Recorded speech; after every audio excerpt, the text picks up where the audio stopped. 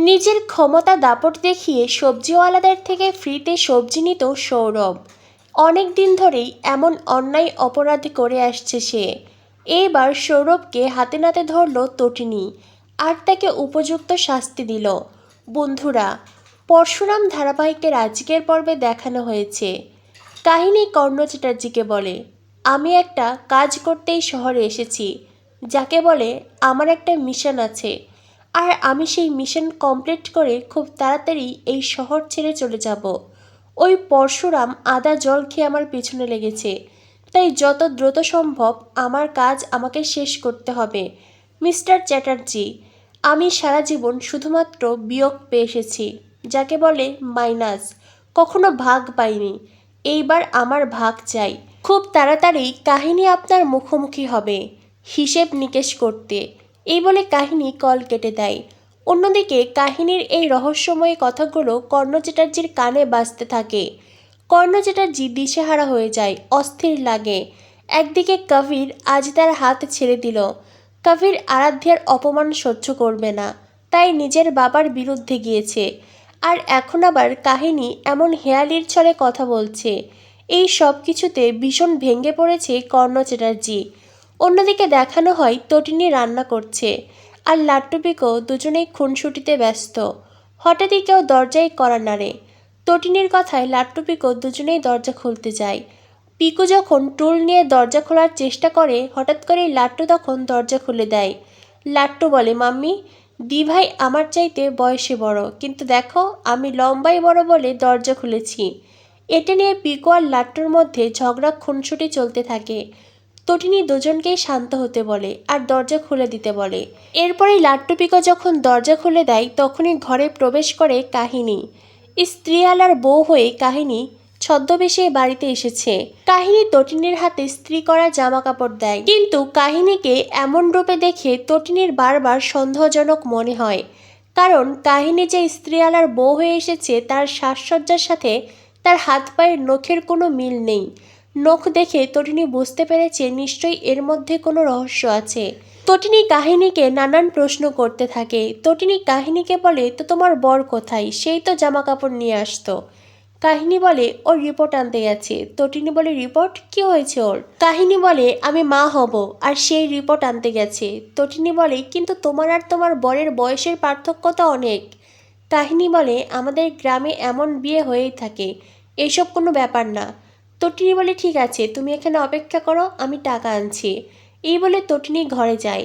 কাহিনীর হাত পায়ের নখ দেখে তার মনে সন্দেহ জেগেছে, আর সেজন্যই তটিনী ঘরে গিয়ে পরশুরামকে ফোন করে তাড়াতাড়ি বাড়িতে আসতে বলে।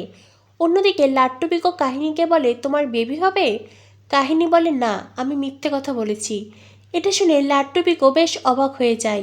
অন্যদিকে দেখানো হয় স্ত্রীওয়ালাকে বাড়ির বাইরে কাহিনীর লোকেরা ধরে রেখেছে, তাকে ভয় দেখাচ্ছে, তার দিকে চেম্বার তাক করে রেখেছে। এরপরেই তটিনী টাকা আনে।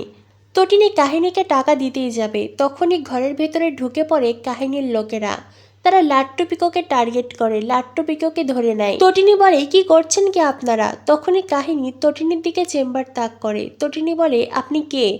কাহিনী বলে, আপনি জানেন না আমি কে? এই বলে কাহিনী নিজের মাথার ঘোমটা সরিয়ে ফেলে।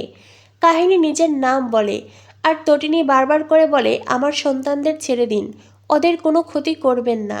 কাহিনী তার লোককে বলে, ওই দুটো বাচ্চাকে কিডন্যাপ করে নাও, ওদেরকে তুলে নাও। এটা শুনে তটিনী খুব ভয় পেয়ে যায়। তখনই এন্ট্রি হয় পরশুরামের।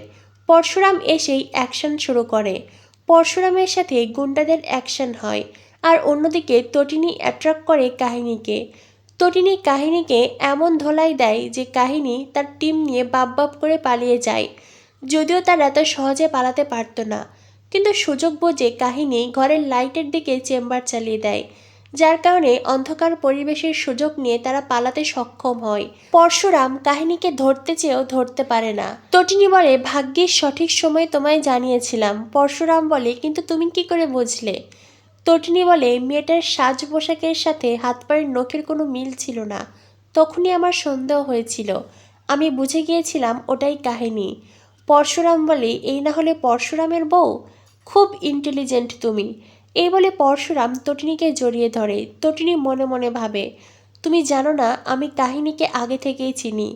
অন্যদিকে পরশুরাম মনে মনে ভাবে, আমি জানি তটিনী তুমি অনেক কিছু জানো, তুমি আমার কাছে অনেক কিছু গোপন করছো, তবে আমি সেই সব সত্যি তোমাকে জেরা করে জানতে চাই না। তোমাকে ভালোবাসা দিয়েই আমি সেই সব সত্যির কাছে পৌঁছাতে চাই। এদিকে দেখানো হয় আয়েশি শুয়ে শুয়ে বিজিতের কথাই ভাবছিল, কি করে বিজিত তাকে চিট করেছে। আর তখনই বিজিতের কল আসে। আয়েশি ফোন রিসিভ করতেই ফোনের ওপাশ থেকে বিজিত আই লাভ ইউ বলে। আয়েশি বেশ ঘাবড়ে যায়, আর বিজিত আরও ভয়ঙ্করভাবে আয়েশিকে আই লাভ ইউ বলে। তার আই লাভ ইউ বলার মাঝে অনেকটা আতঙ্ক, অনেকটা ভয় জড়িয়েছিল। আর এই সব কিছু দেখে আয়েশি খুব ঘাবড়ে যায়। আয়েশি বিজিতকে আই হেট ইউ বলে। বিজিত বলে, আমি তো তোমাকে শেষ করবই, তোমাকে এই পৃথিবী থেকে শেষ করে ফেলবো, তার আগে তোমাকে শাস্ত্রমতে বিয়ে করব। হয়তোবা রেজিস্ট্রি করে কিংবা সিঁদুর পরিয়ে, তবে বিয়ে আমি তোমায় করবই। আর তারপরে ঠিক সেখানেই তোমাকে আমি পুঁতে দেব যেখানে শিবানীকে দিয়েছিলাম। এই কথাগুলো শুনে আয়েশি খুব ভয় পেয়ে যায়। আয়েশি বলে, তুমি পাগল হয়েছ। বিজিত বলে, হ্যাঁ আমি পাগল হয়েছি, কারণ আমি তোমাকে ভালোবেসেছিলাম। আয়েশি বলে, তুমি আমাকে কখনো ভালোবাসোনি, তোমার মতো মানুষ কখনো ভালোবাসতেই পারে না। তুমি তো বিভিন্ন শহরে গিয়ে বিভিন্ন সম্পর্কে থেকেছ, বিভিন্ন মেয়েকে বিয়ে করেছ, আর তাদেরকে ছেড়েও গেছো, আবার কখনো তাদেরকে শেষ করে ফেলেছ। তুমি কখনো কাউকে ভালোবাসতে পারো না বিজিত, তুমি একজন ক্রিমিনাল। বিজিত বলে, হ্যাঁ আমি একজন ক্রিমিনাল, ঠিকই বলেছ, আর সেজন্যই এইবার আমি তোমাকে শেষ করব। এই বলে বিজিত ভয়ঙ্কর হাসি হেসে কল কেটে দেয়। আয়েশি খুব ভয় পেয়ে যায়। আয়েশি পরশুরামকে কল করে পুরো বিষয়টা জানায়। পরশুরাম আয়েশিকে বলে, তুমি একদম ভেবো না, আমি তো আছি, তুমি বরং বিজিতকে তোমার কাছে আসতে দাও, বিজিতকে তোমার কাছে আসার সুযোগ করে দাও, তারপরে দেখো আমি বিজিতের কী অবস্থা করি। অন্যদিকে দেখানো হয় পরশুরামের বস এইবার সৌরভকে সন্দেহ করছে। সন্দেহ তো আগে থেকেই ছিল, তবে এইবার প্রমাণ পেয়েছে, কারণ কর্ণ চ্যাটার্জি আরাধ্যা তটিনীকে কোর্ট চত্বরে দেখে যে ছবিটি তুলিয়েছিল সেই ছবিটাই সৌরভের কাছেও আছে, যেই ছবি কিনা প্রমাণ হিসাবে সৌরভ পরশুরামের বসকে দেখায়। সেই ছবি পরশুরামের বসকে দেখিয়ে বলে, স্যার সেদিন কোর্ট চত্বরে তটিনী গাঙ্গুলিও উপস্থিত ছিল, এই দেখুন তার প্রমাণ। তটিনী গাঙ্গুলি ওই লোকটার দিকে চেম্বার চালিয়েছে আর ওকে শেষ করেছে। পরশুরাম যদিও সৌরভকে বাধা দেয়, পরশুরামের বস পরশুরামকে শান্ত হতে বলে, সৌরভকে ওখান থেকে চলে যেতে বলে, আর তারপরেই বস পরশুরামকে বলে, তুমি ঠিকই বলেছ, কর্ণ চ্যাটার্জির সাথে সৌরভ জড়িয়ে আছে, কারণ তুমি আমায় যে ছবিটা পাঠিয়েছিলে, মানে আরাধ্যা তোমাকে যে ছবিটা দেখিয়েছিল, সেই একই ছবি সৌরভের কাছেও আছে।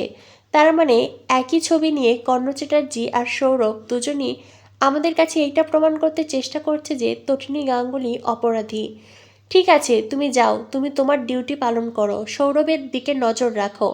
এরপরেই পরশুরাম ওখান থেকে চলে যায়। বস বলে, আমার ডিপার্টমেন্টের সবচাইতে আদর্শবান অফিসার পরশুরাম, তবে তটিনী গাঙ্গুলির রহস্যটা খুব জটিল। তটিনী গাঙ্গুলির আসল পরিচয় কি? এই বলে পরশুরামের বস খুব ভাবনায় ডুবে যায়। আগামী পর্বে দেখানো হবে সৌরভ সবজিওয়ালার থেকে ফ্রিতে সবজি নিচ্ছে।